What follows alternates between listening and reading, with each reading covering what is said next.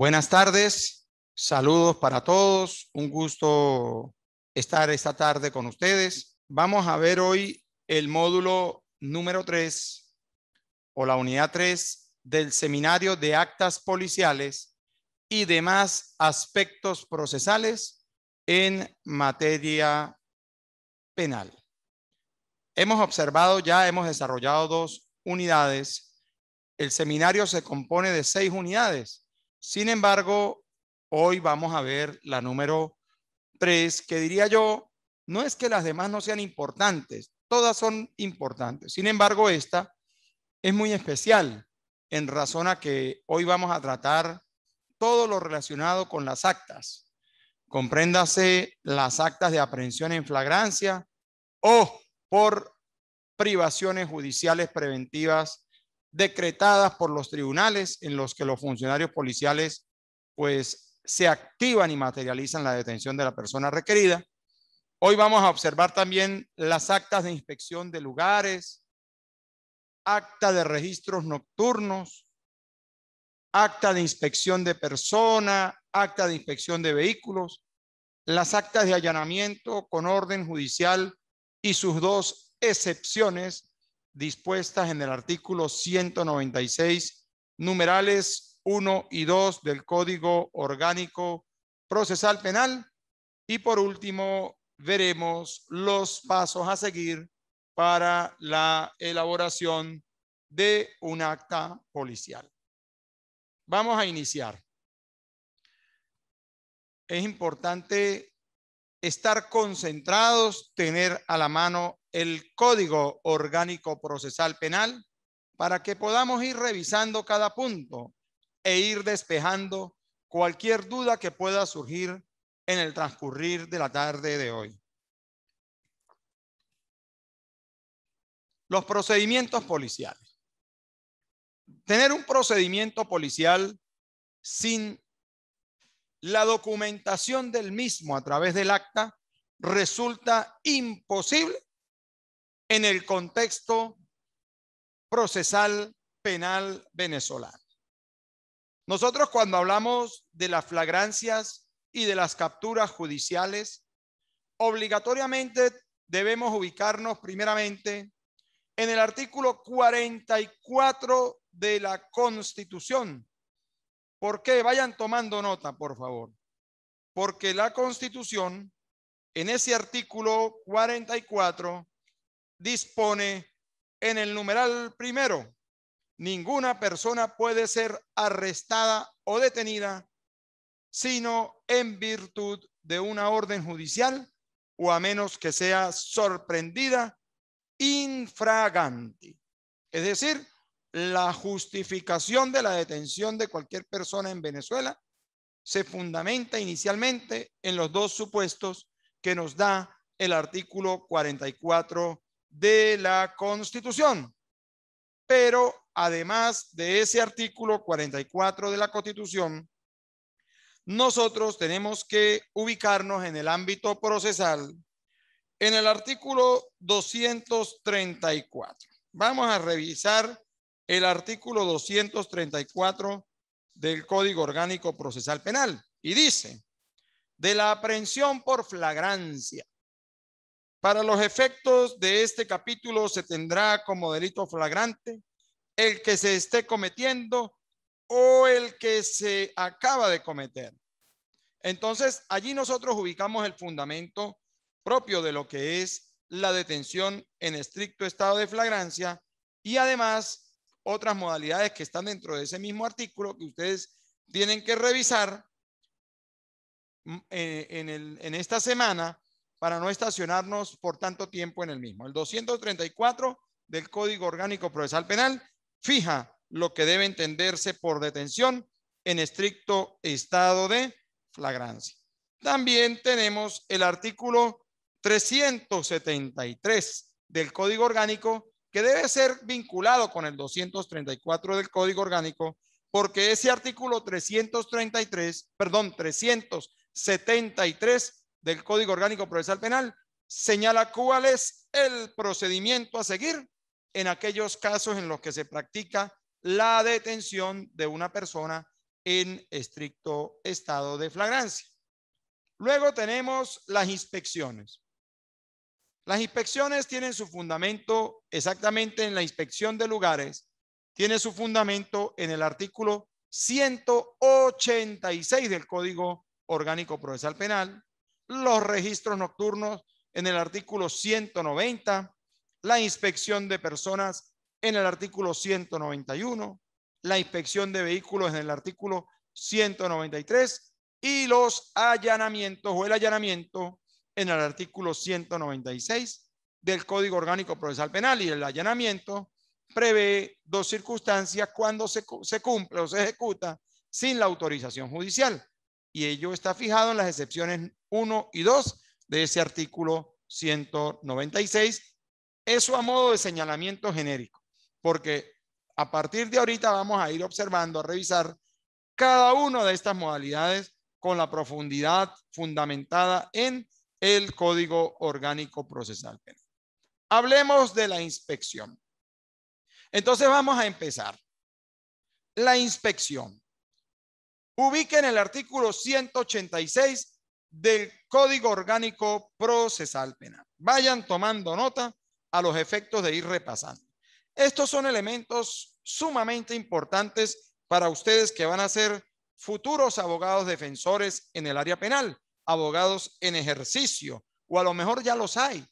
Hay abogados en este seminario que a lo mejor estén inclinándose en este momento por el derecho procesal penal, y es bueno que empiecen a manejar esos aspectos propios de las inspecciones y la incidencia que tienen en función al proceso. La inspección de personas. ¿Qué dice el artículo 286? Mediante la inspección de la policía o del Ministerio Público se comprobará el estado de los lugares, cosas, los rastros y efectos materiales que existan y sean de utilidad para la investigación del hecho o la individualización de los partícipes en él. Ese punto está fijado en ese encabezamiento del Código del 186 del Código Orgánico Procesal Penal. Ahora, ¿qué se requiere para hacer una inspección? ¿Cómo se puede materializar o documentar una inspección, en este caso de lugares? Bueno, primero, el mismo artículo 186 exige levantar un informe que describa detalladamente los elementos, y si fuere posible, pues se recogerán y conservarán los que sean verdaderamente útiles. Entiéndase lo siguiente: si estamos haciendo una inspección de una plaza, en una plaza, donde el hombre ha agredido con un bate a su esposa o a su pareja, le ha causado una lesión visible a nivel del rostro y se ha producido el delito de femicidio en perjuicio de esta ciudadana, pero femicidio en grado de frustración, porque la lesión, más allá de existir y de su gravedad, no ha causado la muerte de ella. Entonces, cuando se hace la inspección, una vez que el organismo policial tiene conocimiento del hecho y se trasladan al sitio del suceso, y en ese sitio de suceso, que es abierto y expuesto a los factores ambientales de libre acceso al público, que es una plaza, pues la policía llega, resguarda el sitio, hace el acordonamiento respectivo para evitar que los curiosos modifiquen ese escenario. Una vez que está el órgano policial allí, llámese el cuerpo técnico científico, que es el CICPC, Cuerpo de Investigaciones Penales, Científicas y Criminalísticas, o la Policía del Estado, o la Policía Nacional Bolivariana, o la Guardia Nacional inclusive. En esos casos, ¿qué hay que hacer? Primero, hay que aplicar toda la exigencia que fija el artículo 187 del Código Orgánico Procesal Penal, que refiere el abordaje del sitio del suceso y lo asocia íntimamente con el tema propio de la cadena de custodia. Porque si tenemos el bate, que es el medio empleado para causar la lesión a la víctima, pues ese objeto hay que colectarlo, ¿verdad? Y ese, al colectarlo, primeramente hay que observarlo, luego fijarlo. Después de fijarlo, colectarlo, embalarlo, etiquetarlo, rotularlo, trasladarlo al laboratorio criminalístico para el análisis correspondiente. Entonces, eso es lo que se conoce como principio de mismidad de la evidencia, que lo exige el artículo 187 del Código Orgánico Procesal Penal. Pero ¿por qué es importante que ese objeto o ese elemento material, ese elemento utilizado, ese instrumento utilizado por el sujeto activo quede fijado en ese informe que es la inspección? Es importante porque el mismo Código Orgánico Procesal Penal dice en el artículo 187, en su primera parte, la cadena de custodia comprende el procedimiento empleado en la inspección técnica del sitio del suceso. Entonces, ¿qué nos quiere decir con esto?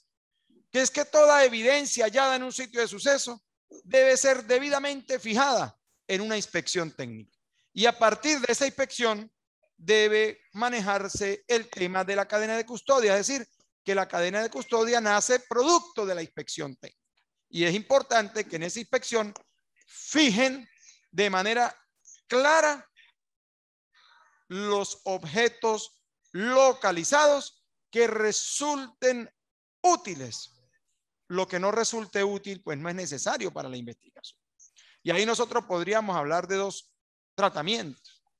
Evidencia física, que es lo que nos interesa, que podría convertirse en lo sucesivo dependiendo de el análisis que arroje el dictamen pericial practicado sobre el mismo a los fines de comparar la sustancia hemática que está allí con relación a la de la propia víctima, determinar que ese fue el medio empleado y en consecuencia convertir esa evidencia para los efectos de la acusación o sí, a los efectos de la audiencia preliminar en un elemento material probatorio que luego se convertirá en prueba en el desarrollo del juicio oral y público. Entonces, fíjense la importancia de fijar lo que realmente resulta útil, recoger lo que sea útil.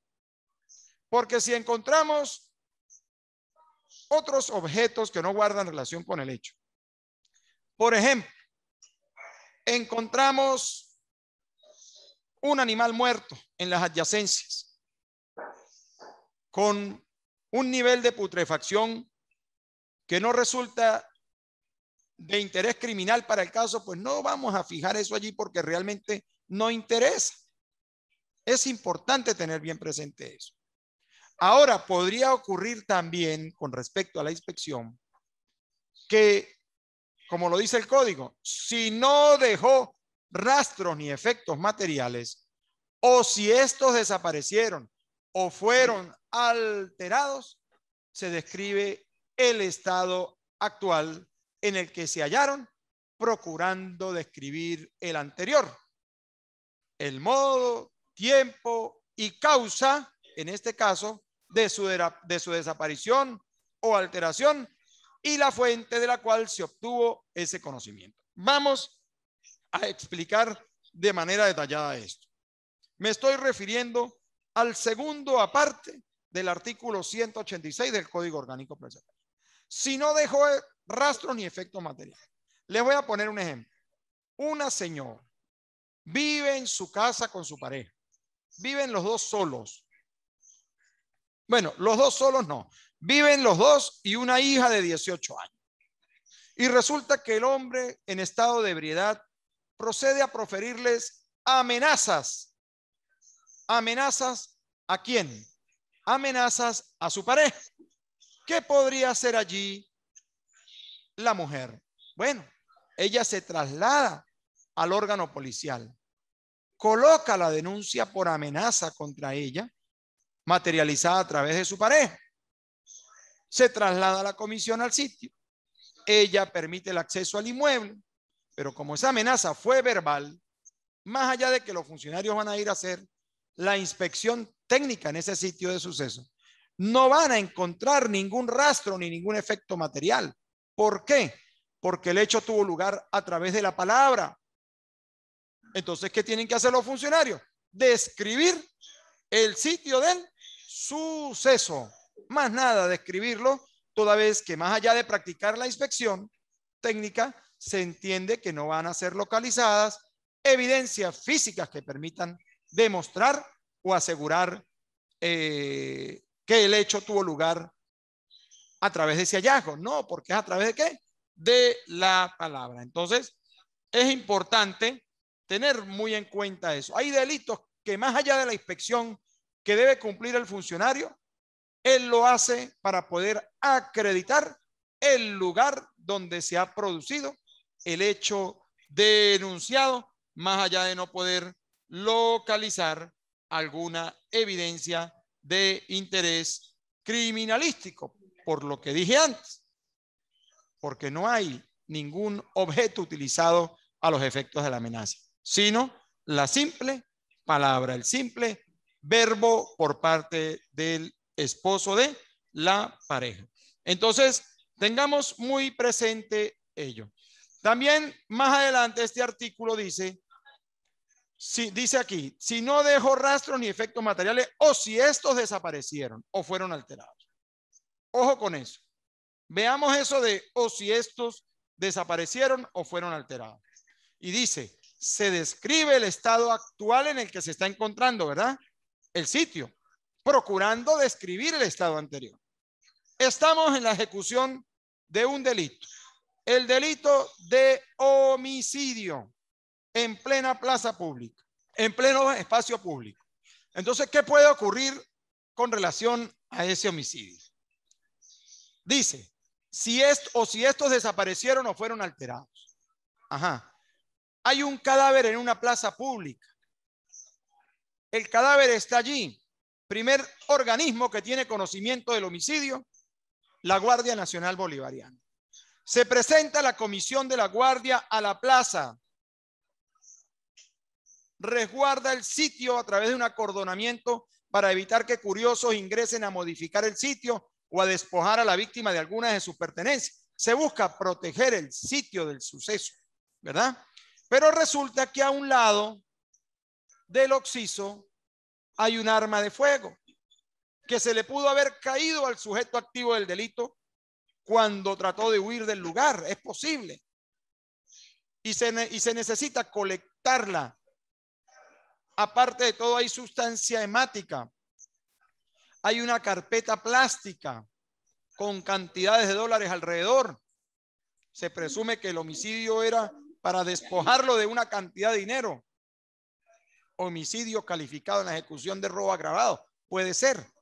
Ahora bien, el funcionario que está allí resguardando, los funcionarios que son de la Guardia Nacional, no pertenecen al cuerpo de investigaciones científicas, penales y criminalísticas. Es decir, no son un cuerpo técnico científico, pero ellos tienen la obligación de resguardar el sitio. Se avecina un torrencial aguacero y empiezan a percibir que va a llover. Si permiten que la lluvia invada el sitio, ¿verdad? Sin hacer nada para proteger esas evidencias físicas en el sitio, pues podría perderse una cantidad de información valiosa, porque el agua va a hacer que desaparezcan rastros dactilares y otras cosas de interés para el caso. Entonces, ¿qué debe hacer el funcionario? Hacer uso del teléfono celular que al menos tiene. ¿Para qué? Para poder fijar el estado del sitio antes de su posibilidad de modificación y procurar colectar por lo menos lo posible previo video y previa imagen descriptiva del estado inicial del sitio del suceso, a fin de que cuando llegue el cuerpo de investigación técnico-científica a través del eje de homicidio, técnica policial y el laboratorio criminalístico, el funcionario pueda acreditarle a ese cuerpo técnico-científico el estado anterior del sitio, porque la modificación fue inevitable, pero haber colectado con la prudencia del caso el arma, haberla fijado previamente, colectado y preservado con los protocolos que exige el artículo 187 del Código Orgánico Procesal Penal a fin de asegurar el principio de mismidad de la evidencia y a fin de proteger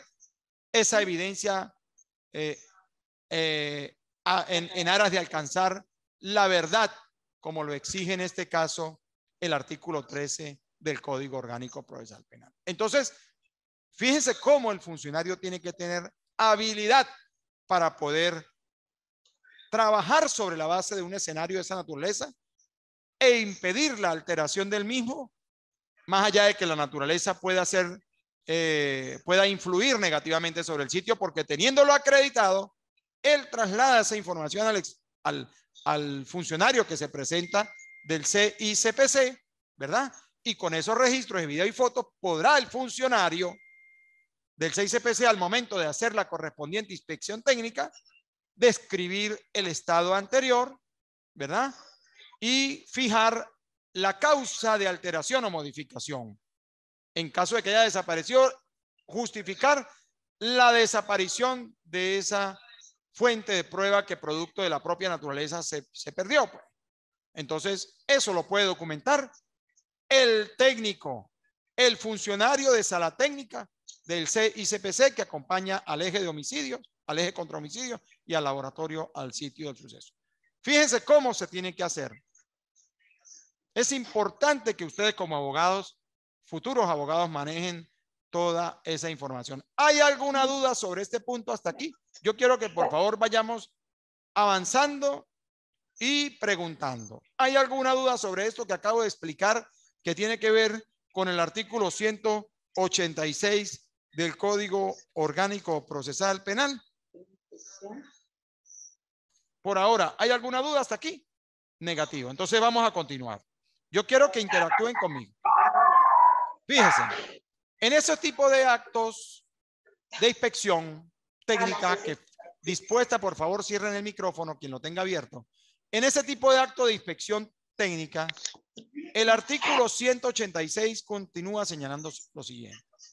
Hay un micrófono abierto, por favor, ciérrenlo, que me genera ruido, le agradezco. Hay una parte que dice, vamos a revisar el último aparte de ese artículo 186.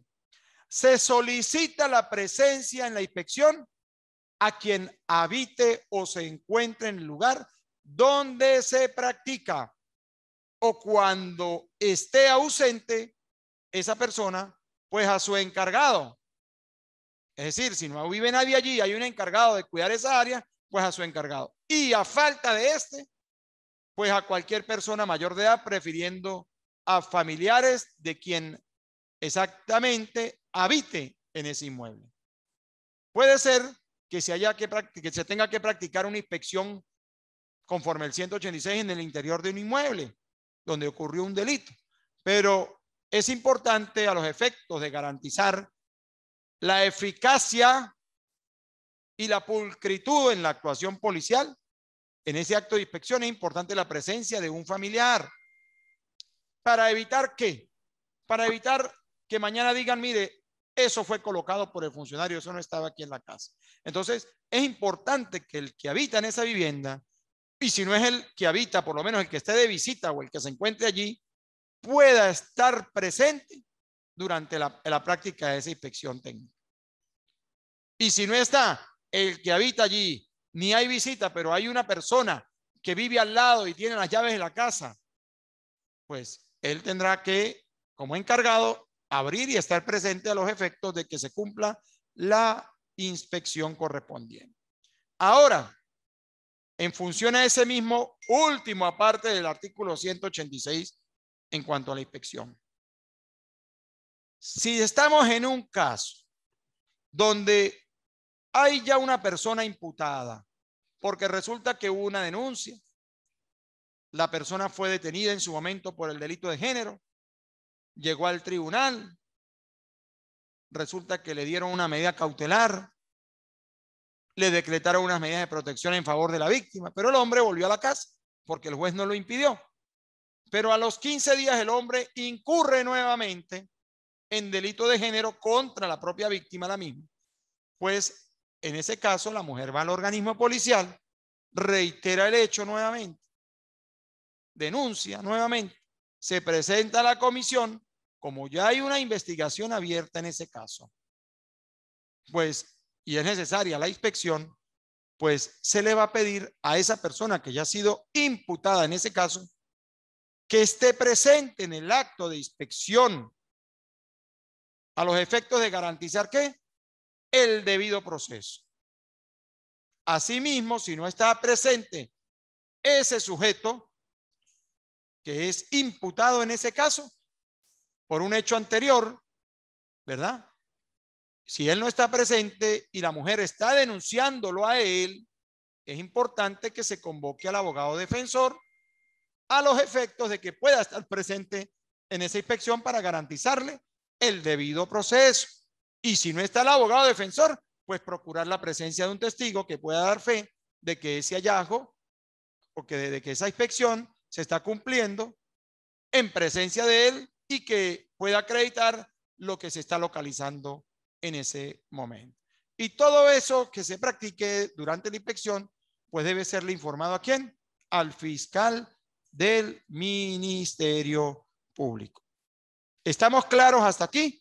Quiero saber, ¿sí o no? Bueno, entonces avanzamos. Estamos avanzando porque vamos a llegar al final. Esta clase es larga, entonces al final van a estar cansados y no me van a preguntar por querer salir de la clase seguramente. Pero yo por eso les insisto en que en el desarrollo de la clase vayan preguntando.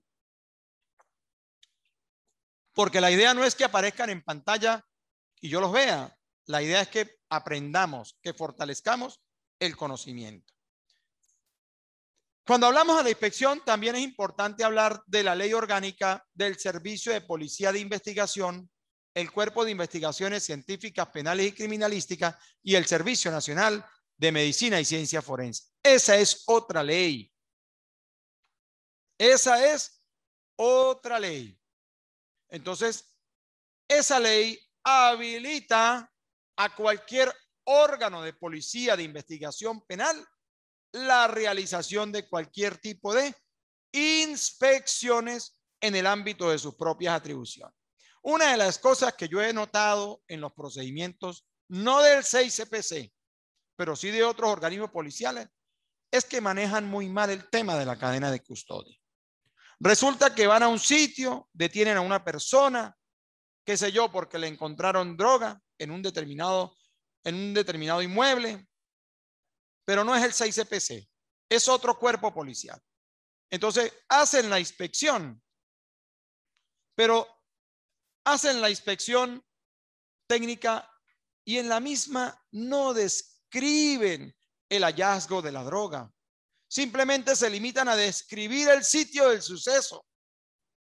Y de verdad, si nosotros entendemos el proceso, como les dije hace rato, el artículo 187 del Código Orgánico Procesal Penal, porque nosotros no podemos apartarnos de esa letra y no me puede decir alguien, no, pero es que usted es demasiado riguroso. No, es un tema de legalidad, principio de legalidad que se asocia con un tema propio de la constitucionalidad. Artículo 49, numeral primero. Toda prueba obtenida con violación al debido proceso es nula.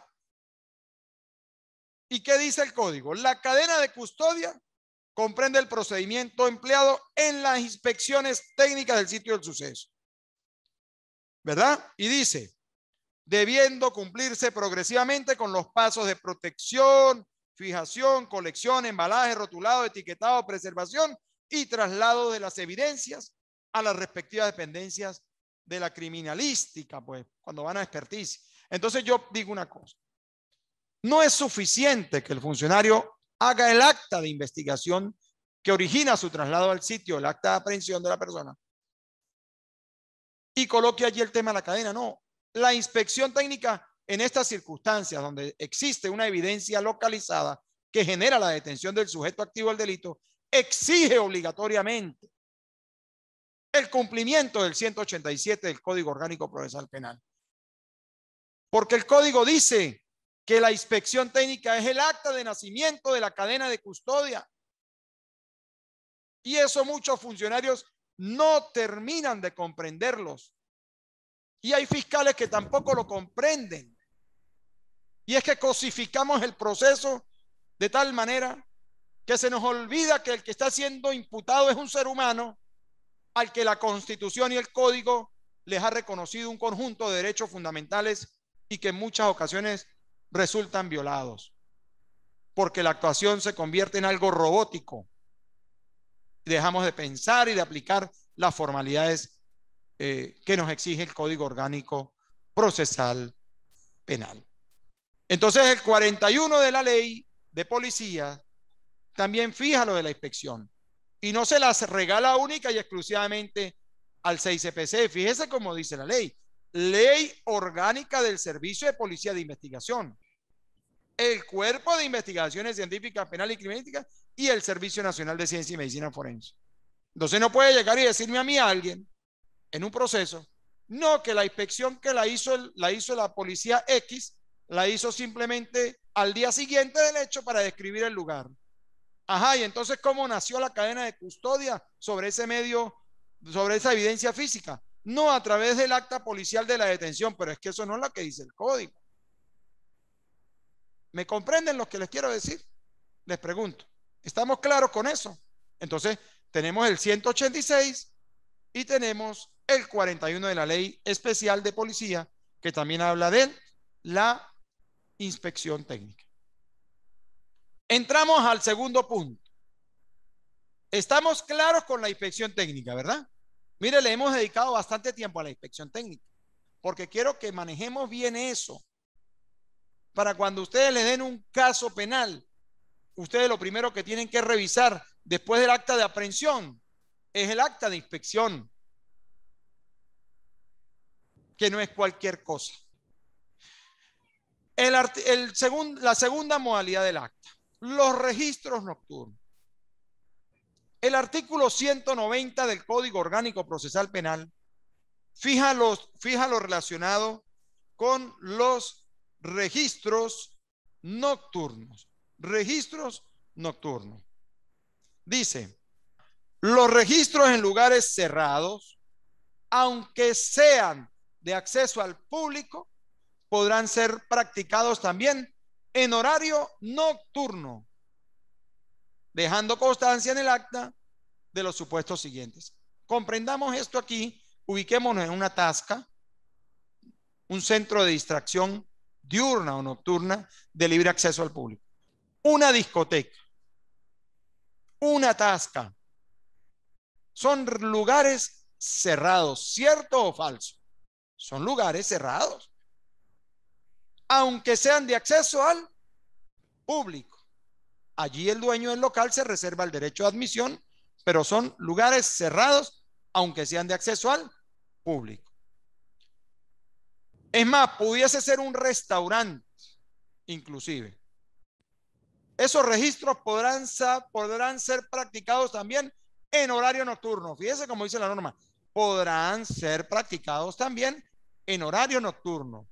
Es decir, cuando nos dice también, en horario nocturno nos está dejando abierta la posibilidad y la puerta de que se pueden practicar también durante el día, dejando constancia en el acta de los supuestos siguientes. Primero, en los lugares de acceso al público abiertos durante la noche y en un caso grave que no admita demora en la ejecución. Hay una discoteca en la ciudad en la que se ha tenido conocimiento que concurren adolescentes a altas horas de la madrugada a consumir a lo mejor X cosa, violándose la ley.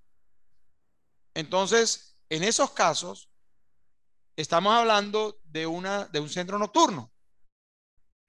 ¿Qué ocurre? Fíjense, llegó la comisión en labores de profilaxis, la Guardia Nacional, un ejemplo, o cualquier otro organismo, y llegan a la puerta y le dicen al que está en la puerta, necesitamos ingresar para hacer una verificación de las personas que están dentro, ver cómo está el ambiente. Bueno, son espacios de libre acceso al público, ahí no se requiere orden judicial de allanamiento para poder entrar a donde están las mesas o donde está la pista de baile. Pero ocurre que una vez que la comisión entra, observan que hay una mujer de minifalda sentada en una mesa, que al notar la presencia policial o de la guardia se levanta bruscamente con el ánimo de ingresar a las áreas administrativas de ese centro nocturno y cae en unas papeletas al suelo. Y presume el funcionario que pudiese tratarse de droga. La persona ingresa a esas dependencias administrativas, ingresó a esa dependencia administrativa y la comisión, una vez que descubre que lo que se ha dejado en el suelo pudiese ser droga, pues trata en lo posible de continuar con la persecución de esa mujer dentro de las instalaciones de ese centro nocturno.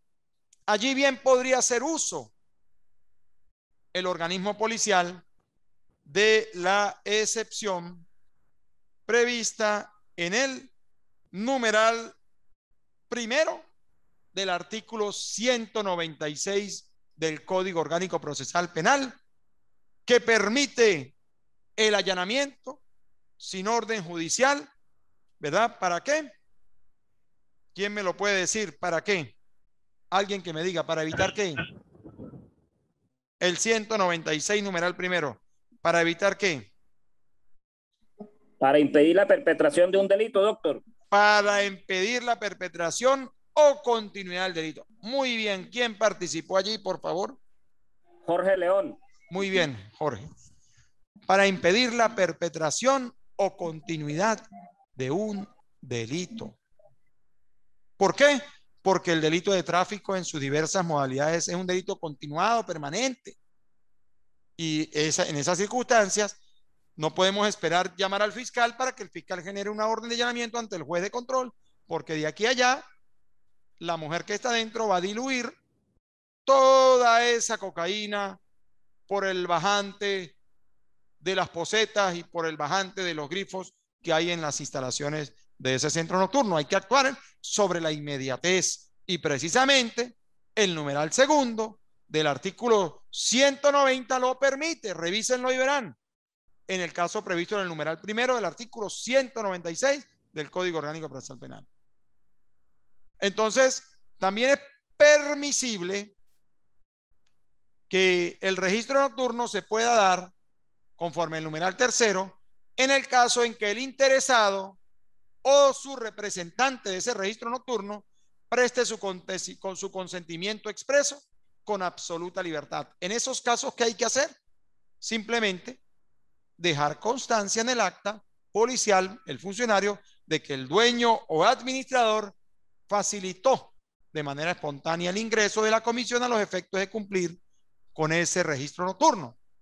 Y el numeral cuarto ya nos invoca una causa judicial. Pudiese ser que la visita, ¿verdad? No tenemos, a lo mejor sabemos que en las instalaciones de ese centro nocturno o de ese restaurante, durante el día o durante la noche, se ocultan armas de fuego. Pero no hay la certeza cierta de que sea así. Para no improvisar, bien puede el organismo policial solicitar a través del fiscal, coordinar una solicitud de allanamiento para poder ingresar a ese centro nocturno con una orden judicial, tal cual lo fija el artículo 190, numeral cuarto del Código Orgánico Procesal Penal. ¿Estamos claros hasta aquí? ¿O hay alguna duda? Jacqueline Joves, ¿hay alguna duda? Profe, disculpe, en cuanto al dueño del sitio, él puede tener algún castigo por estar la muchacha ahí dentro del sitio. Por supuesto. Por supuesto. Pero si él no tiene conocimiento. Bueno, eso tendrá que demostrarlo en el marco de la investigación, porque resulta que si el dueño del... Ojo, una cosa es el dueño del inmueble y otra cosa es el ocupante del inmueble. Si el dueño del inmueble es el mismo propietario de la firma comercial, llámese discoteca o restaurante, y está presente allí, pues obviamente que tiene responsabilidad porque es una persona que está dentro del registro, dentro del inmueble, dentro de la sede comercial y está ingresando a dependencias íntimas del centro comercial a la cual no ingresa cualquier persona. Habría que investigarlo, obviamente. ¿Por qué? Porque podría ser un cooperador inmediato del delito de tráfico en la modalidad de distribución de sustancias estupefacientes y psicotrópicas al estar allí en conocimiento de lo que está ocurriendo. Es inseparable en principio de la investigación. Ahora, si se trata del propietario del inmueble y el dueño del local es otra persona y hay un contrato de arrendamiento que permite acreditar que el propietario no tiene vinculaciones con la gente que administra o montó el negocio ese, pues obviamente que no. ¿Ok? Dependiendo de esas circunstancias. Estoy viendo al abogado Manuel. Bienvenido, Manuel. También al seminario. Harold Torres, Jorge León, Sonia Pulido. Abra su cámara, Sonia, por favor, para verla. Entonces, fíjense. Estamos claros, ¿verdad? Avanzamos. Bien. Entramos luego con las inspecciones de personas. Artículo 191 del Código Orgánico Procesal Penal. Hablemos de esa inspección. El pan nuestro de cada día de los funcionarios policiales en esos procedimientos rutinarios en los puntos de control, en las calles de la ciudad y demás. Miren, nosotros le hemos perdido a lo mejor el respeto a ciertas instituciones procesales y nos hemos relajado mucho, porque nosotros nos fijamos en el resultado, en el hallazgo, pero no miramos cómo se logró ese hallazgo. Y eso es un error, porque eso traslada, eso se ha convertido en una, permítanme usar el nombre, ¿no? Y perdónenme, en una degeneración del garantismo que ofrece un proceso penal como el acusatorio, donde tenemos una constitución mega garantista, tenemos un código orgánico procesal penal mega garantista, tenemos un bloque de constitucionalidad que ha firmado nuestro país en materia de derechos humanos y que a veces pasa a un segundo plano más allá de ser parte extensiva de nuestra propia Carta Constitucional por mandato del artículo 23 de nuestra propia Constitución, que permite la aplicación de esos instrumentos internacionales en materia de derechos humanos en mejor derecho aplicable. Y entonces resulta que nos ubicamos en las inspecciones de personas. ¿Y qué nos dice? Dice el artículo, ubíquense ahí con el código orgánico, por favor, ubiquen el artículo 191. Dice el artículo 191, la policía podrá inspeccionar una persona siempre que haya motivo suficiente para presumir que oculta entre sus ropas o pertenencias o adheridos a su cuerpo objetos relacionados con un hecho punible.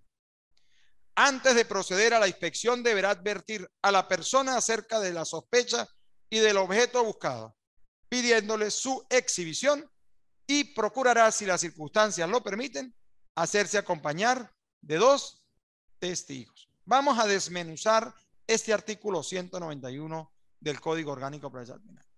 Dice, la policía podrá inspeccionar a una persona. Primer motivo, siempre que haya motivo suficiente para presumir que oculta objetos relacionados con un hecho punible. ¿Dónde?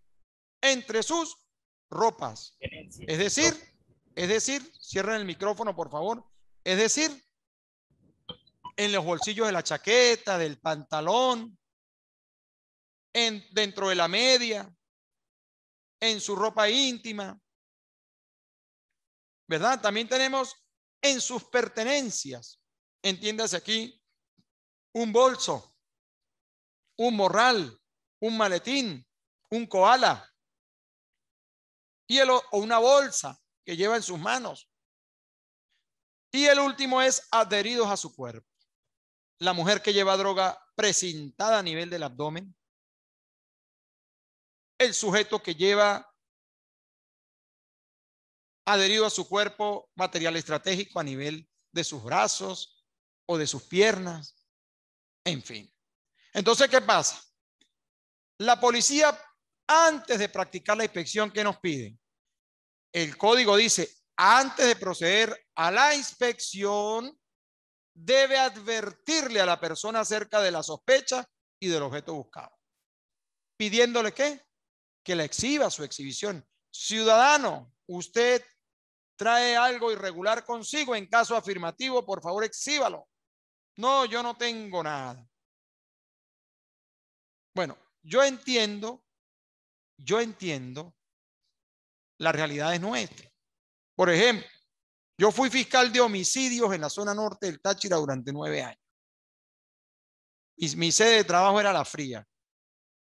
Y yo sé que hay zonas muy difíciles. Boca del Grita, Orope, toda esa zona del cordón de la autopista San Félix La Fría. Obviamente que el funcionario allí a lo mejor le cuesta decirle al tipo, mire, exhíbame, porque a lo mejor si le da el chance de exhibir, pues saca, exhibe, pero dispara también y le quita la vida al funcionario. Es un tema de logicidad, de realidades, ¿sí?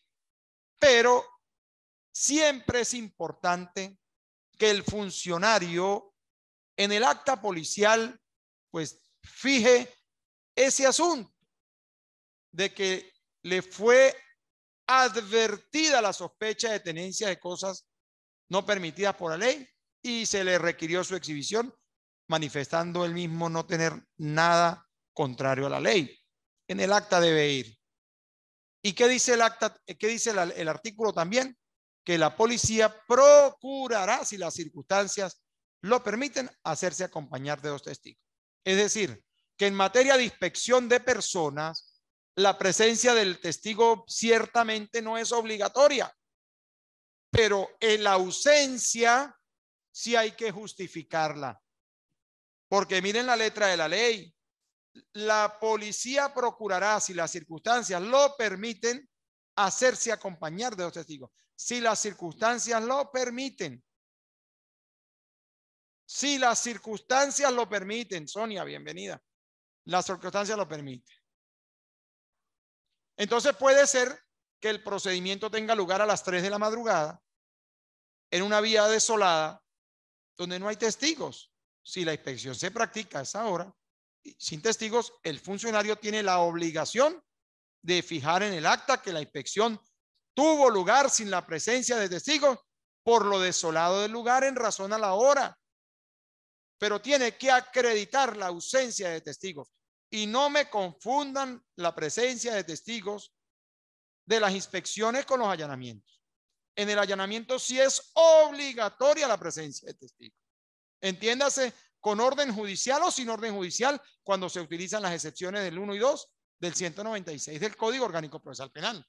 Ahí sí son obligatorias es obligatoria la presencia de testigos. Entonces, que quede bien claro eso. Puede ser también que el funcionario practique la inspección y haya en poder del sujeto el arma o la granada a las 3 de la tarde, en pleno puente que comunica Boca del Grita con Puerto Santander. Puede ser. Y hay personas que están caminando por allí, pero nadie quiere servir de testigo. Bueno, el funcionario tiene que acreditar en el acta de inspección, más allá del hallazgo que haya localizado o del objeto localizado en poder del sujeto, tiene que justificar que más allá de la presencia de personas presentes o están caminando por el puente, pues estas se negaron a participar como testigos en razón a los peligros que ofrece la zona. Porque ¿quién va a querer ser testigo en una zona de esa? Entonces, pero él tiene que acreditarlo. ¿Por qué? Porque el juez va a entrar a considerar esos elementos que son razonables, porque aquí todos sabemos qué sitios son más peligrosos que otros. Ahora, si el hecho ocurre a las 12 del mediodía en la Plaza Bolívar de San Cristóbal, un viernes de quincena, y el funcionario dice en el acta que hizo la inspección de personas sin la presencia de testigos por lo desolado del lugar, pues eso no se lo va a creer ni el fiscal ni el juez, y le va a restar credibilidad a la actuación policial, y en consecuencia los efectos nocivos de ese procedimiento se podrán reflejar luego, a lo mejor con una libertad plena o con una medida cautelar más allá de la localización del objeto de interés criminal, pues, porque constituye un delito. Entonces yo quiero que quede bien claro ese tema. ¿Lo manejamos claro? ¿Lo explicamos claro? ¿O hay alguna duda, por favor? ¿Estamos claros? Ahora, profesor, ahora, si hay testigos, si en un procedimiento utilizamos los testigos, supongamos que hicimos la inspección con 2 testigos. ¿Qué les recomiendo yo a ustedes con el tema de los testigos? Bueno, el policía debe cuidar los testigos. ¿Cómo debe cuidarlos? Colóquele la inicial del segundo nombre y el segundo apellido, cuyos datos se omiten en su protección conforme al artículo 23 del Código Orgánico Procesal Penal. Y le dije, insisto en esto, porque las medidas de protección que utilizan los funcionarios en sus procedimientos las están fundamentando en la Ley de Protección de Víctimas, Testigos y demás sujetos procesales. Y esas figuras exigen la autorización previa del juez de control en fundamento del artículo 16 de esa ley. Pero la práctica reiterada es cuyos datos fueron protegidos por el artículo tal de la Ley de Protección de Víctimas. Es un error del funcionario. Y le hemos restado importancia a eso. Pero resulta que todas las medidas de protección que fija la Ley de Protección de Víctimas, testigos y demás sujetos procesales, todas esas medidas exigen el control judicial, la aprobación del juez de control. Y cuando el funcionario las decreta a motus propio, pues está usurpando una función, una atribución del juez de control, porque ni siquiera la puede pedir él. Las medidas de la Ley de Protección de Víctimas, testigos y demás sujetos procesales deben ser peticionadas por el Ministerio Público a través de la Unidad de Atención a la Víctima, previo cumplimiento de algunas formalidades ante el juez de control para que el juez la acuerde. Entonces hay que cuidar eso. ¿Alguna pregunta? Ahora sí, por favor. Sí, así como usted dice, uno va pasando por ese puente de repente. Por favor, ¿quién habla? La alumna Yoscarlis Bravo. Abra la cámara, por favor. No te veo. ¿Estás ahí? Está abierta. Ah, sí, okay. Está abierta. Ah, ok, perfecto. Ajá. Perfecto. Entonces, si uno va pasando por ese puente, en ese momento que la persona está siendo verificada, como sea, y el funcionario le dice, venga para que sea testigo. ¿Estamos obligados a testificar? Bueno, revisen por favor de una vez el artículo 189 del Código Orgánico Procesal Penal. Dice, facultades coercitivas. Cuando sea necesario, el funcionario que practique la inspección podrá ordenar que durante la diligencia no se ausenten las personas que se encuentren en el lugar o que comparezca cualquier otro.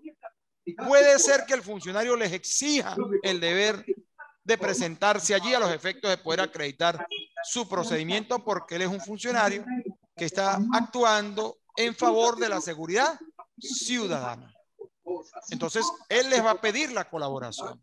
Sin embargo, si usted como testigo dice, mire, yo no puedo estar presente porque yo vivo en esta zona y yo sé lo peligrosa que es la zona y yo no quiero verme involucrado en ningún procedimiento, yo simplemente le digo que no. Y yo le recomiendo incluso al funcionario que no haga uso de esa facultad coercitiva, porque no hay peor castigo que tener un testigo obligado en un procedimiento. Él luego se viene contra la actuación del funcionario, porque va a llegar a decir que no vio nada y que a él lo obligaron a estar allí y lo obligaron a decir A, B o C. Entonces, fíjese, la facultad coercitiva está en el código. Sin embargo, si esa facultad coercitiva se traslada luego a una presunta privación ilegítima de libertad por parte del funcionario, al retenerla de manera indebida, pues usted le asiste el derecho de denunciar esa privación ilegítima de libertad, más allá de no estar en un centro de reclusión, y además denunciar el abuso del funcionario si usted le ha explicado los motivos que le impiden ser testigo de ese procedimiento. Eso se puede hacer. Además de todo, el código en este tema no es cerrado, no es estricto como para que el funcionario pretenda coaccionar al testigo para que observe y firme, en razón a que el mismo código lo fija. Si las circunstancias lo permiten, se hará acompañar de dos testigos. Es decir, que no es que el procedimiento se le va a caer al funcionario si no lo acredita, si lo acredita como debe ser en el acta policial de inspección. Harold iba a preguntar algo, por favor. No sé, profe, buenas tardes, es Pedro Sánchez. Ah, Pedro, ajá, a la orden. Profe, le tengo una pregunta. O sea, en un procedimiento policial donde de pronto una persona, digamos que lo agarraron a las 3 de la mañana, ¿sí? Sí. Pero entonces, digamos que hay corrupción o vicio por parte de los funcionarios policiales que siembran droga o le siembran un arma para incriminarlo y de esta manera, pues, digamos, extorsionarlo, qué sé yo, lo que quieran incriminar. Sí. Y no hay testigo a esa hora porque va a estar el testigo a las 3 de la mañana. ¿Cómo actuaría en ese caso la parte imputada? ¿Cómo podría qué? ¿Cómo podría qué? La parte agraviada, por lo menos la persona que le quieren sembrar la droga, la persona que le quieren sembrar el arma, digamos, por parte de funcionarios que están... O sea, pero ya lo sembraron o lo van a sembrar. ¿Qué dices tú? Ya se hizo el procedimiento y lo detuvieron. A las 3 de la mañana. Ajá, por ejemplo, se hizo el procedimiento Ajá, a las 3 de la mañana. Detuvieron. Lo detienen por ocultar. Ajá, me agarraron a mí. Ajá. Dime. Por ocultar armas o drogas, pero yo no tengo armas ni drogas, sino que ellos me la quieren sembrar. ¿Cómo actuaría allí la persona? Bueno, mire, yo le digo una cosa, obviamente que le van a practicar la detención en ese momento, porque usted no va a poder contra esos funcionarios en ese momento si usted está solo y no hay testigo. Sin embargo, a usted le asiste el derecho en la audiencia de presentación física de rendir su declaración y aparte hacer uso del derecho de denunciar a los funcionarios actuantes para que la fiscalía les inicie un proceso tanto por el lado de la Fiscalía contra la Corrupción como por el lado de la Fiscalía con competencia en materia de derechos humanos. Entonces, también hay que considerar otro tema.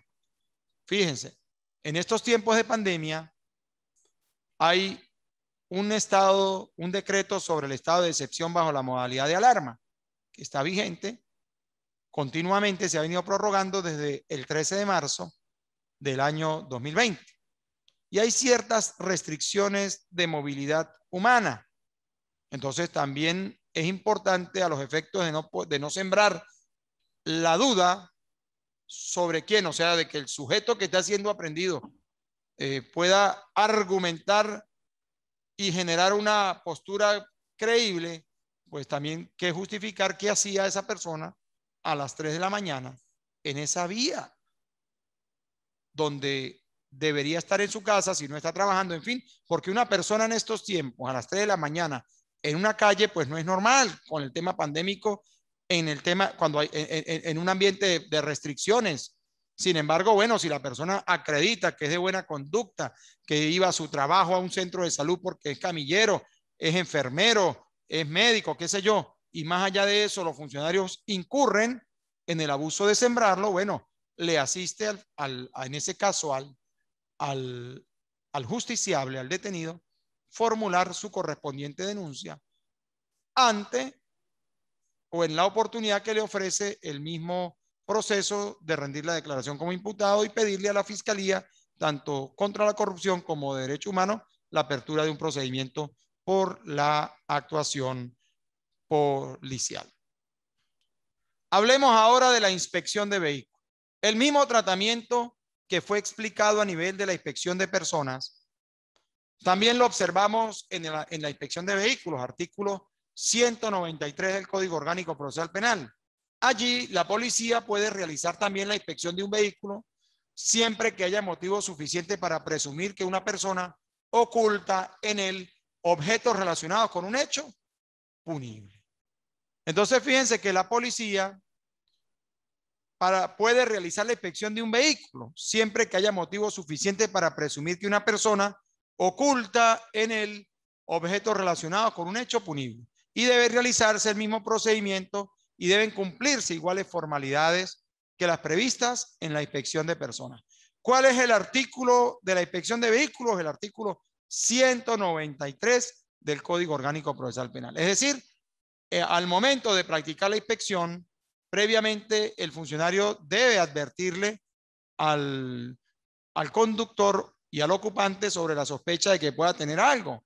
Y en caso de que lo puedan tener, pues decirle, bueno, exhíbanme si llevan consigo algo ilegal, algo fuera de la ley, del marco normativo, del marco legal.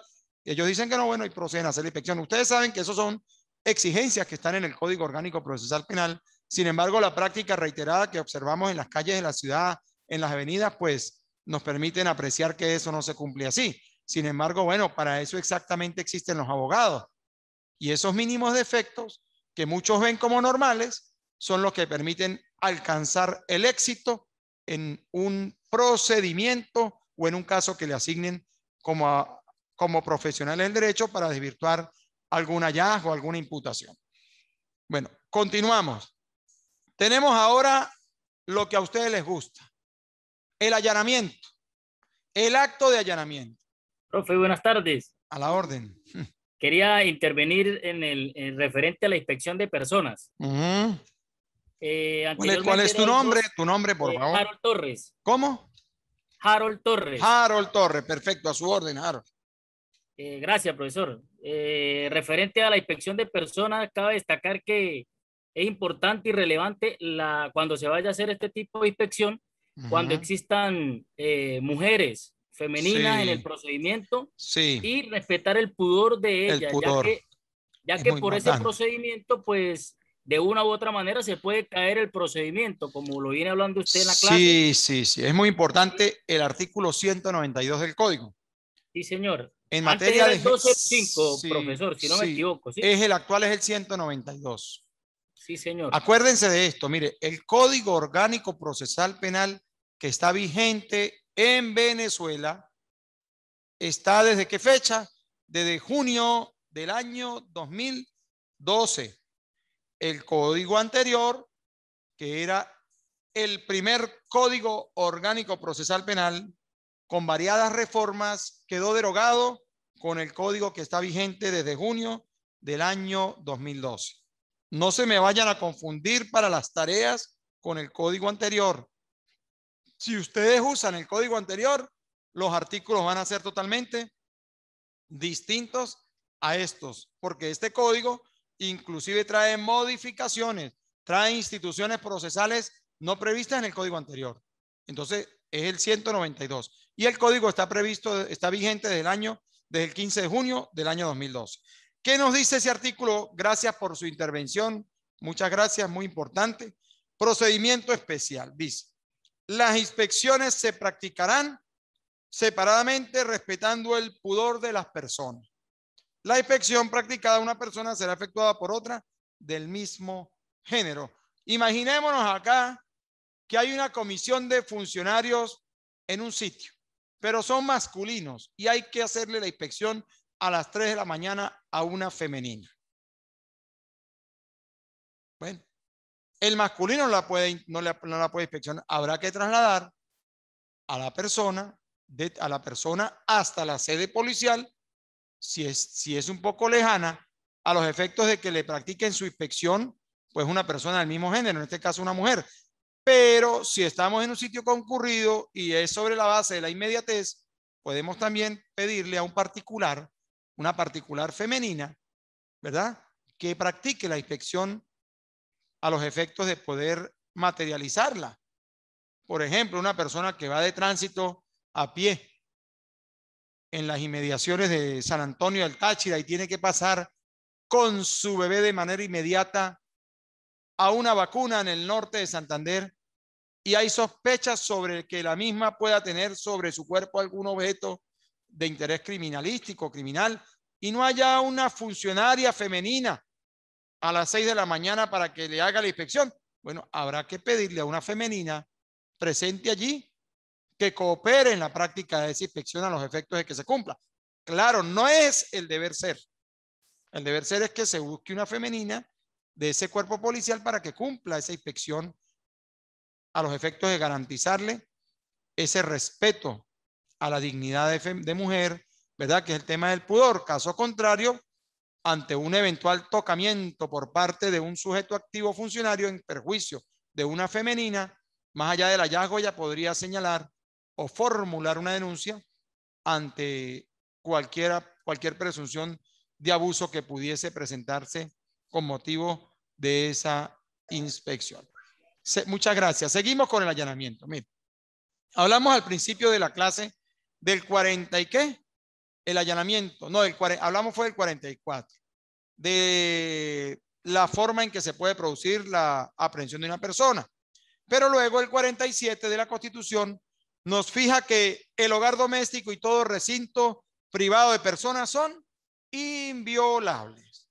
Ese es el supuesto normativo máximo que tiene nuestro ordenamiento jurídico, que es el 47 de la Constitución. No podrán ser allanados sino mediante una orden judicial para impedir la perpetración de un delito o para cumplir de acuerdo con la ley las decisiones que dicten los tribunales, respetando siempre la dignidad del ser humano. Por favor, cierren los micrófonos, por favor. Entonces, miren, escuchen bien. Fíjense cómo la Constitución lo dice. No podrán ser allanados sino mediante orden judicial para impedir la perpetración de un delito o para cumplir de acuerdo con la ley las decisiones que dicten los tribunales, respetando siempre la dignidad del ser humano. Entonces, un funcionario policial no puede solicitarle al Ministerio Público una orden de la tramitación de una orden de allanamiento ante un juez de control por mero capricho. Él debe documentar en esa solicitud la presunta ocurrencia de un delito en el interior de ese inmueble. O pudiese ser también que se sabe que en ese inmueble se oculta una persona que tiene una orden privativa judicial preventiva de libertad y no es posible capturarla, pero se sabe, no ha sido posible, pero se sabe que está allí. Allí entraríamos en el segundo supuesto, que dice, o para cumplir de acuerdo con la ley las decisiones que dicten los tribunales, respetando siempre, en este caso, la dignidad del ser humano. Entonces, fíjense, nos ubicamos en ese precepto constitucional. 47 de la Constitución, que fija cuáles son las modalidades para poderse practicar un allanamiento en un recinto cerrado. Bueno, pero luego nos trasladamos al 196 del Código Orgánico Procesal Penal y dice que se requerirá orden de un juez de control cuando el registro se deba practicar en una morada, establecimiento comercial, dependencias cerradas o un recinto habitado. ¿Qué podría ser una morada? Una morada puede ser un sitio cerrado donde yo pueda pernoctar 2 o 3 horas para descansar, que no es mi vivienda. Un establecimiento comercial puede ser también una dependencia cerrada de un centro nocturno, o pudiese ser un comercio cualquiera, un galpón, en fin. También las dependencias cerradas puede ser cualquier habitación anexa a una vivienda y un recinto habitado, pues obviamente un apartamento, una casa, pudiesen ser, pues obviamente. Ahora, en este caso, cuando hablamos del allanamiento, obligatoriamente estamos tratando el tema con la orden judicial, y es que la orden puede ser solicitada por la autoridad directamente ante el juez. Ojo, estoy hablando de directamente por parte del funcionario policial, directamente ante el juez, solo en una eventualidad de necesidad y urgencia. Necesidad y urgencia. Es decir, en este caso, el funcionario tiene la obligación primero de llamar al fiscal del Ministerio Público y decirle, ciudadano fiscal, son las 4 de la mañana. Yo necesito cumplir con un allanamiento en un sitio porque he descubierto esto en el marco de la investigación que estoy llevando y no hay tiempo de tramitarlo a través de su despacho, sino yo quiero que usted me autorice trasladarme directamente al juez de guardia para que me autorice y me dé la orden. Eso se puede hacer, pero en conocimiento del fiscal, sin su visto bueno previo, no resulta posible, y eso debe constar en el acta de solicitud que el funcionario le hace al juez de control. esto se ve poco. Se ve poco. También se puede hacer de otra manera. El funcionario se traslada al despacho del fiscal, le solicita la orden de allanamiento, el fiscal evalúa los recaudos presentados, seriamente acreditados, con imágenes, videos, qué sé yo, y tramita la correspondiente orden ante el juez de control y el juez se la entrega. Esa orden tiene una vigencia de 7 días para que se ejecute el allanamiento. Después de 7 días hay que renovarla porque pierde eficacia, pierde vigencia. Pero lo que sí no debe violarse es la presencia de testigos. Y uno se queda mirando para el techo en estos tiempos aún, cuando uno ve procedimientos de allanamiento con orden judicial y sin orden judicial, sin la presencia de testigos. Esos son motivos para que un juez de control de garantía, de manera responsable, porque el juez de control por eso se llama control, juez de control de las garantías constitucionales y del debido proceso. Y si ese juez constitucional, controlador de las garantías del debido proceso, no hace uso de las facultades que le da la Constitución y la ley, pues simplemente termina prácticamente encubriendo una actuación violatoria de los derechos fundamentales del sujeto activo del delito. Entonces es importante la presencia de testigos hábiles, testigos que puedan percibir de manera idónea a través de los sentidos. Yo recuerdo que a principios, en mi función como fiscal, hace años, muchos años, 15, 16 años, tuve un caso donde el testigo era sordo y el funcionario nunca se percató de eso. Entonces eso puede generar inconvenientes. Ahora, si estamos allanando un inmueble en el marco de una investigación donde hay una persona que ha sido imputada, pero como no han habido elementos suficientes para mantenerlo privado, le han dado una medida cautelar y resulta necesario volver a allanar su inmueble porque hay información que permite afirmar que pudiese haber allí armas o qué sé yo. Si el imputado está presente, más allá de los 2 testigos que se han llevado, pues se le puede pedir a un tercer testigo que presencie el hecho a los efectos de poder equilibrar la carga probatoria en resguardo de sus propios derechos en ausencia de su defensor. Eso lo permite el Código Orgánico Procesal Penal. ¿Qué recomiendo yo en materia de allanamiento? Mire, no está bien que el testigo de un allanamiento sea un vecino del lugar. Yo no comparto ese tema. Dice, el registro se realizará en presencia de 2 testigos, en lo posible vecinos del lugar. Eso lo dice el código. Yo no comparto ese punto de que sean vecinos del lugar. Ustedes saben muy bien que entre vecinos hay afinidad, hay compadrazgo, hay familiaridad en muchas ocasiones y a veces comprometemos la presencia de una persona que a lo mejor hasta termina siendo familia. Y yo los invito a ustedes a que revisen en el Código Orgánico algo allí rapidito para que vean lo nocivo que es pretender tener a un vecino como testigo. Miren, el artículo 210 del Código Orgánico Procesal Penal, ubiquen el 210, por favor. Ubíquenlo allí, el 210. El artículo 210 del Código Orgánico Procesal Penal dice lo siguiente: exenciones al deber de declarar.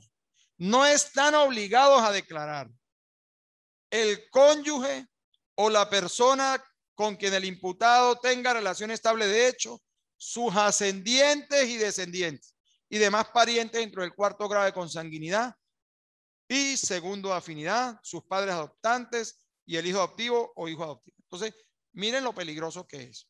A veces el funcionario, por no ir a buscar testigos, incorpora como testigos a los propios familiares del detenido. Pero no inclusive eso, inclusive más allá. El vecino es primo del dueño de la casa o del sujeto al que se le está allanando la casa. O es el abuelo o es el tío el que vive al lado. Y nos los llevamos de testigos. Resulta que sí, él vio el hallazgo y lo entrevistaron y dijo, sí, yo vi cómo estaba la droga ahí y la agarraron y todo lo demás. Pero resulta que esa persona llega a la fase de juicio y él no está obligado a rendir el testimonio porque lo exime el artículo 210 y a él no le pueden abrir una investigación por obstrucción de la justicia. Porque el código le permite no declarar contra su familia. Y es un derecho que está allí consagrado. Entonces, si hay dos testigos de un procedimiento que son familia, hay 3 funcionarios que hicieron el procedimiento, pero pasaron 2 años para que el juicio se iniciara porque acusaron, llegó a la fase intermedia, pasó el caso a juicio y resulta que un policía renunció porque se fue a vivir a otro país. El otro lo mataron y el otro tuvo una incapacidad con una ACV y no tiene capacidad de ir a un juicio. Y entonces los 3 offside, fuera de juego. Y los 2 testigos que vieron que son familias se niegan a declarar. ¿Cómo podemos obtener la condena de ese sujeto si los medios de prueba están acabados? No sé si me hago explicar. Entonces, el testigo familia es un peligro. Yo recomiendo que los testigos en actos de allanamiento deben ser trasladados de un sitio distinto al sitio en que se va a allanar. Es preferible porque eso le da más garantía y más tranquilidad, inclusive al mismo testigo, porque sabe que es bravo ser testigo de un vecino, más allá de no ser familia. Es muy bravo para el testigo. Entonces empieza el titubeo. Yo no vi, yo no me acuerdo, yo de verdad que no sé por qué estoy aquí. Y empiezan las cosas y los procedimientos empiezan a derrumbarse. Harold, adelante. Profesor, en los supuestos de allanamiento entra también en juego el allanamiento cuando existe el clamor público, de repente una persecución de un funcionario policial. Ya vamos a llegar allá. Ya vamos a llegar allá. Ya vamos a llegar allá. Ya, gracias por su participación. Ya vamos a llegar allá. Listo, profe. Entonces, fíjese, en ese tema hay 2 excepciones para que el allanamiento se pueda cumplir sin orden judicial. Están en el artículo 196 y dice, se exceptúa de lo dispuesto en el artículo 196 del COP en los siguientes casos. Primero, para impedir la perpetración de un delito. Y segundo, cuando se trate del imputado a quien se persigue para su aprehensión. Ahí está, ya vamos a llegar a esa respuesta. Entonces, fíjese, para impedir la perpetración de un delito. Nosotros sabemos que en una casa tienen un secuestrado. Se inició una investigación por secuestro. Resulta que el secuestrado está en Pregonero, que es una ciudad que está a 6 horas de la ciudad de San Cristóbal. Hay una investigación que la adelanta la Fiscalía X, que tiene la competencia en materia contra la extorsión y secuestro. Pero esa fiscalía está en la ciudad de San Cristóbal y es la que está dirigiendo esa investigación. Pero el funcionario ha tenido conocimiento de que en ese lugar está la víctima escondida, la tienen sometida allí y está confirmada la información. No podemos poner en riesgo la vida de la víctima, del secuestrado. Hay que actuar de manera inmediata en esos casos. Ahora, ¿cómo hacemos para impedir la perpetración de ese delito? Porque ese es un delito continuado, es permanente. Mientras esté el secuestrado bajo dominio de sus captores, pues el delito se está cometiendo. Entonces, vamos a impedir la perpetración o continuidad de ese delito. ¿Cómo? Habilitando esta excepción del numeral primero del 196, haciéndonos acompañar de 2 testigos, irrumpiendo en el interior del inmueble, como lo manda la Constitución y esta excepción del 196 del Código Orgánico Procesal Penal. Eso es lo que hay que hacer, pero en el acta hay que acreditar esa circunstancia especial de acceso al inmueble haciendo uso de la excepción del 196 numeral primero. ¿Sí me comprenden lo que estoy señalando, cierto? Entonces, fíjense, pero tenemos que hacerlo acompañado ¿de qué? De 2 testigos. Y la segunda circunstancia, que es la del 196 numeral segundo, cuando se trate del imputado a quien se persigue para su aprehensión. Imaginémonos un delito flagrante que se produjo en una plaza Bolívar de San Cristóbal. El sujeto despoja a la víctima de su cartera haciendo uso de un arma de fuego, y logra huir, se introduce ante el grito de clamor de la gente a una vivienda en aras de resguardarse allí, y resulta que en ese caso la policía se percata, inicia la persecución, entran a los efectos de materializar su aprehensión. Bueno, si entran tienen que hacerlo con 2 testigos, practicar su allanamiento en presencia de 2 testigos y justificar en el acta policial el ingreso a ese inmueble sin la orden judicial en razón a la inmediatez y a la persecución caliente que generó la activación de ese numeral segundo del 196 del Código Orgánico Procesal Penal. Pero pudiese ocurrir que en esa persecución la dueña de la casa no conozca al sujeto y diga, mire, entren porque ese no es familia mía y se me metió para acá. Ahí sí no se necesita orden de allanamiento, perdón, no se necesita hacer uso de la excepción, pero sí es prudente ingresar con 2 testigos, toda vez que la misma dueña del inmueble está facilitando el ingreso a ese recinto cerrado. ¿Estamos claros? ¿Me comprendieron? Bien. Ahora bien, fíjese, también nosotros debemos recalcar que los motivos que determinen el allanamiento sin orden judicial deben ser, permítame, ya le doy la palabra, por favor. Los motivos que determinen el allanamiento sin orden judicial deben constar necesariamente en el acta.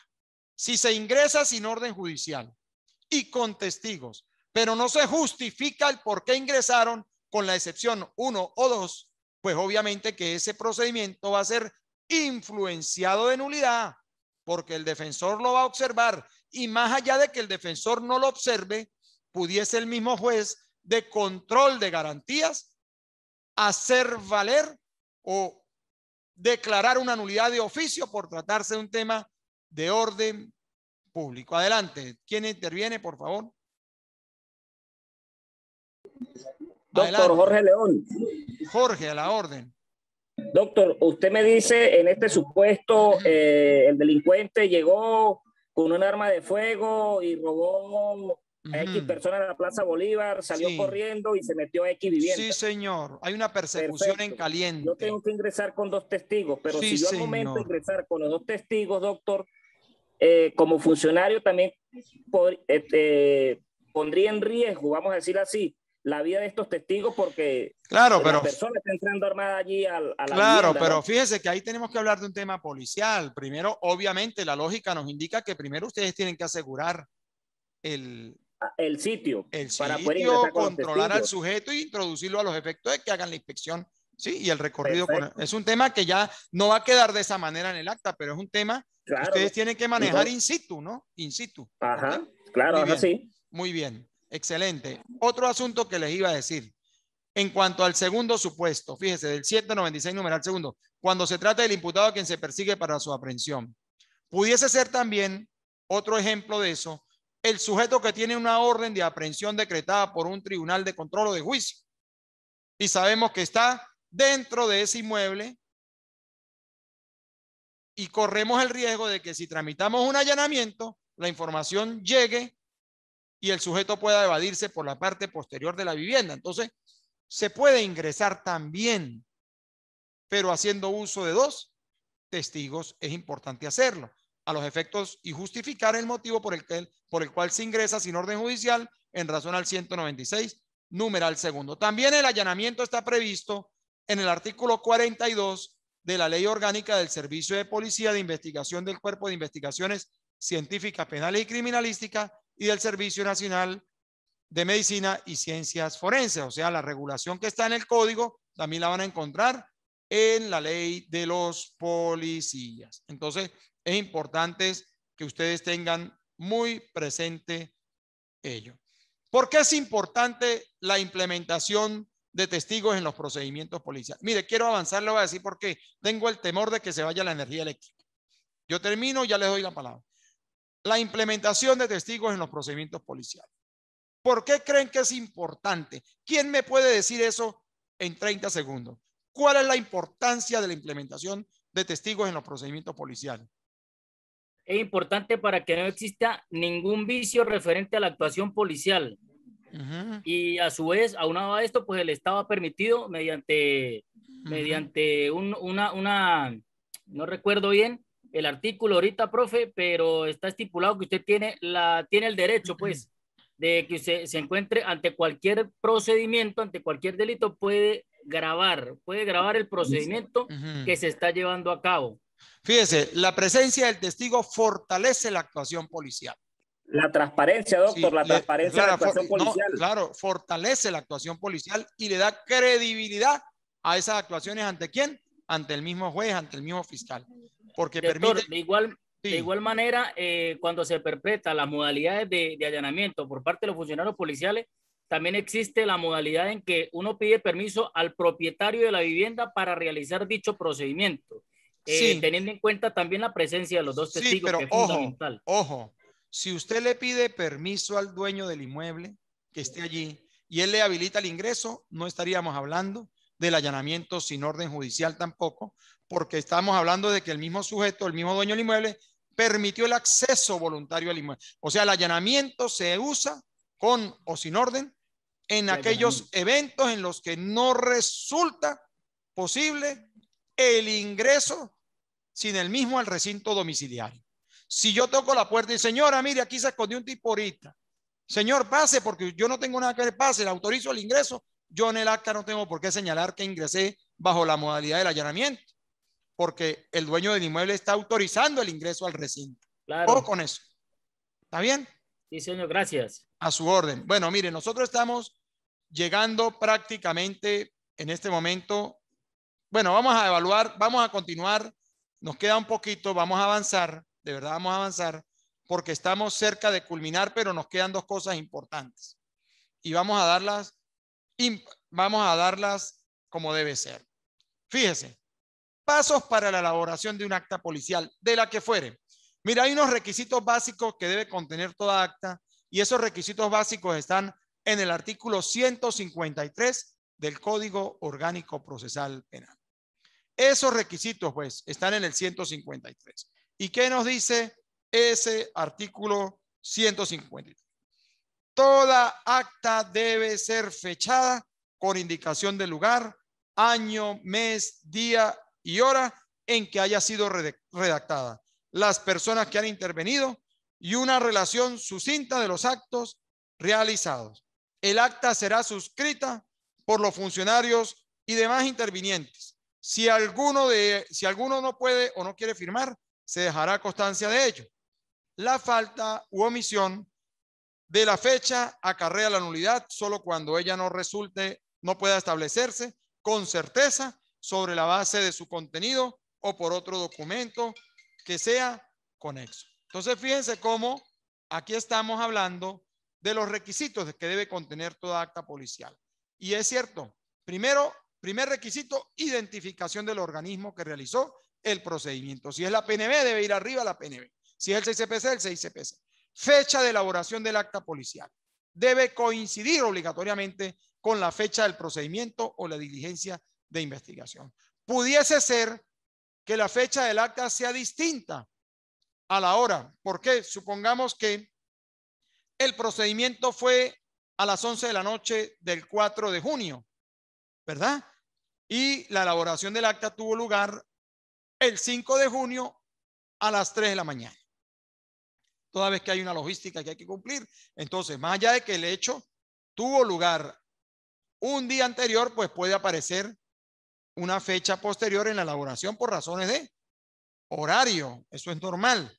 Identificación completa de los funcionarios actuantes, incluyendo el número de placa y la unidad en la que se movilizaron. Indicar en el encabezado del acta el carácter legal con que actúan. Es decir, ustedes saben muy bien que los funcionarios policiales, al momento de ser graduados, pues les toman el juramento. Ellos deben indicar allí el carácter legal y el formalismo bajo juramento con el que actúan, ¿verdad? En fundamento del artículo 113 y 115 del Código Orgánico Procesal Penal. Entonces, un ejemplo, por ejemplo, de encabezado de un acta policial. El día 4 de junio del año 2021, siendo las 3 horas de la tarde, comparece ante este despacho el funcionario detective agregado Sami Handán, adscrito al Cuerpo de Investigaciones Científicas Penales y Criminalísticas, quien, estando debidamente juramentado y de conformidad con lo previsto en los artículos 113, 115 y 153 del Código Orgánico Procesal Penal, deja constancia de la siguiente diligencia.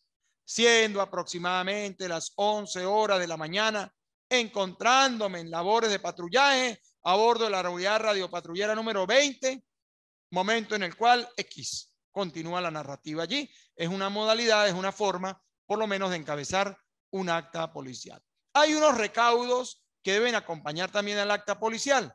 Entiéndase aquí la notificación de los derechos constitucionales que deben estar representados en el 49 de la Constitución y también el 127 del Código Orgánico Procesal Penal.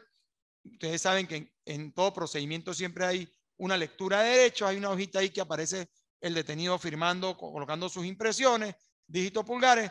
El documento, cuando yo entrego las evidencias, por ejemplo, al laboratorio criminalístico con el oficio de práctica de alguna experticia, bueno, el recibido, la planilla de cadena de custodia debe acompañar, porque eso garantiza que el hallazgo de esa evidencia es la misma que se colectó y se trasladó y se expertició en el correspondiente laboratorio, ¿verdad?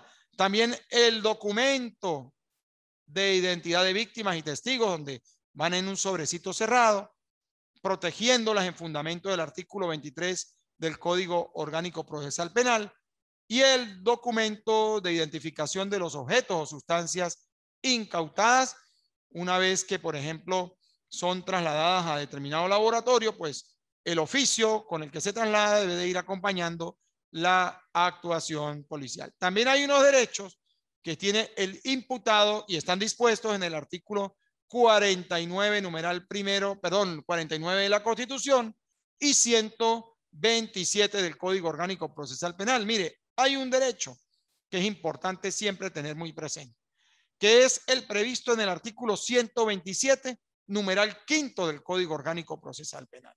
Pedir al Ministerio Público la práctica de diligencias de investigación destinadas a desvirtuar las imputaciones que se le formulen. Cuando el defensor, en nombre de su defendido, le pide al fiscal que practique determinadas diligencias, el defensor está en la obligación de invocar la pertinencia, idoneidad y utilidad de lo que pretende acreditar a través de ese pedimento de diligencia de investigación. De no ir así, podría fácilmente el fiscal negarlas con una oportuna respuesta fundamentada en el artículo 51 constitucional. Pero de ir debidamente con la correspondiente pertinencia, idoneidad y utilidad en el pedimento del defensor, el fiscal debe considerar si la acuerda o no, pero esa decisión del fiscal debe ser notificada al defensor con una argumentación motivada, no cualquier respuesta. Caso contrario, podría en la preliminar producirse la nulidad por quebrantamiento del debido proceso y del derecho a la defensa. Entonces, es importante tener muy presente ello. Ya estamos próximos a concluir. Bueno, hemos llegado al final. Yo quiero pedirles algo, miren, algo muy importante. En las actas de aprehensión, en estricto estado de flagrancia, es importante que más allá del logo de la institución policial que actúa, de los funcionarios que se identifican, queden bien claras las circunstancias de tiempo, lugar y modo. Pero más allá de las circunstancias de tiempo, lugar y modo del hecho y de la aprehensión del sujeto activo en ese momento del delito, es importante que esa acta de aprehensión fije los derechos del imputado que le fueron notificados conforme el 49 de la Constitución y el 127 del Código Orgánico Procesal Penal. Y si se tratare de un adolescente, 49 de la Constitución y 654 de la LOPNA. Pero eso debe quedar debidamente fijado en el acta. Además de que las evidencias fueron colectadas con su correspondiente planilla de cadena de custodia, que eso es importante mencionarlo también en el acta policial de aprehensión en estricto estado de flagrancia. Además de que debe acompañar a esa actuación una inspección técnica, porque si la evidencia no es localizada en poder del sujeto activo del delito del detenido, sino en el sitio, es decir, sobre la calzada o sobre una mesa en el sitio donde está localizando el sujeto o donde se está deteniendo, pues es importante que la cadena de custodia nazca de la misma inspección técnica como lo manda el artículo 187, primera parte del Código Orgánico Procesal Penal. Entonces, bueno, la hora de la detención también tiene que ir en el acta y recuerden que una vez que la persona es detenida, el funcionario actuante tiene tan solo 12 horas para cumplir con las diligencias urgentes y necesarias que le habilita el artículo 266 del Código Orgánico Procesal Penal, y luego de esas 12 horas allí notificar al fiscal sobre lo actuado, y suman las 12 más las 36, ahí tenemos las 48 horas constitucionales que son necesarias para presentar al detenido ante el juez de control de garantías. No debe el funcionario policial dejar agotar las 12 horas para comunicarle al fiscal el procedimiento. Lo ideal es que lo hagan en la inmediatez para que puedan coordinar de buena manera cada uno de los procederes en el desarrollo de esas actuaciones iniciales que se practiquen. A la orden, Harold. Profe, referente a esos requerimientos, al momento de realizar la inspección, bueno, el acta policial como tal, los funcionarios deben de tener en cuenta también que es importante y vital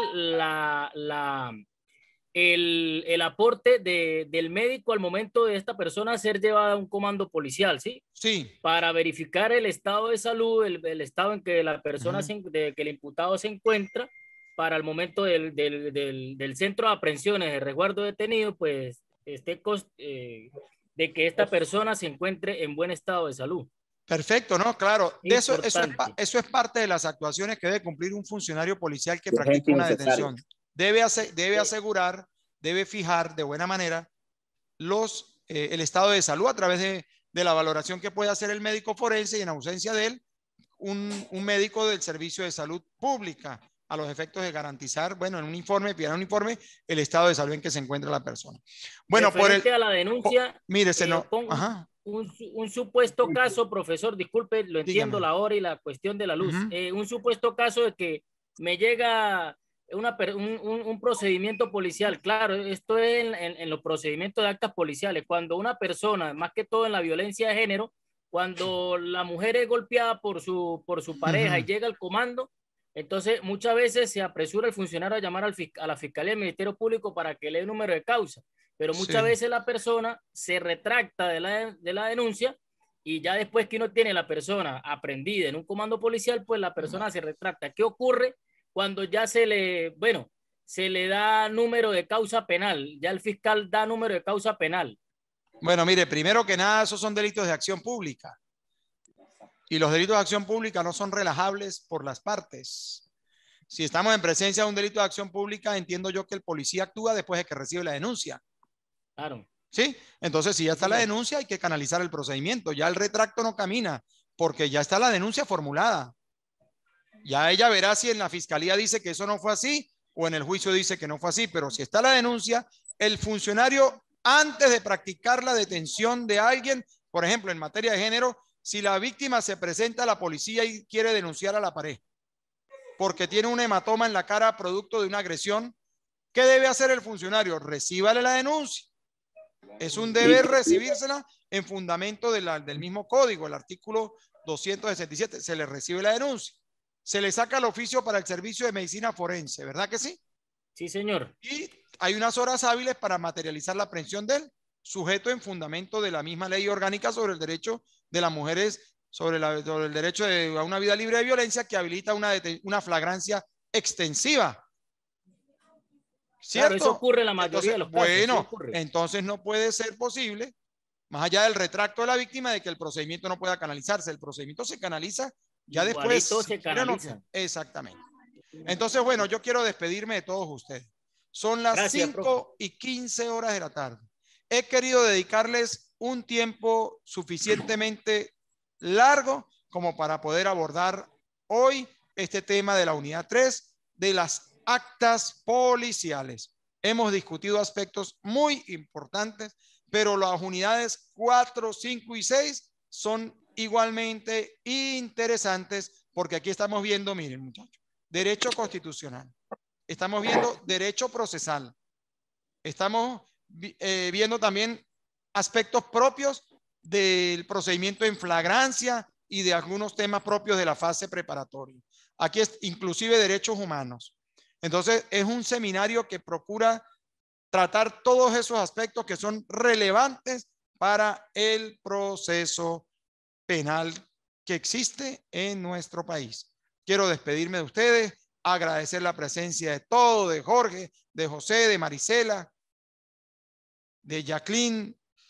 Vamos a abrir aquí de Enrique Ortiz, de Evi Villanueva, de Harold Torres, de Johnny Antolines, de Jorge León Moncada, de José Prado, Keila, Olarte Romero, Marisela Zambrano, Pedro Sánchez, Sonia Pulido, Joscarlis, todos. Agradecer la presencia inclusive de Claudia allí en la clase. Muchas gracias por estar todos. Se les aprecia y se les quiere.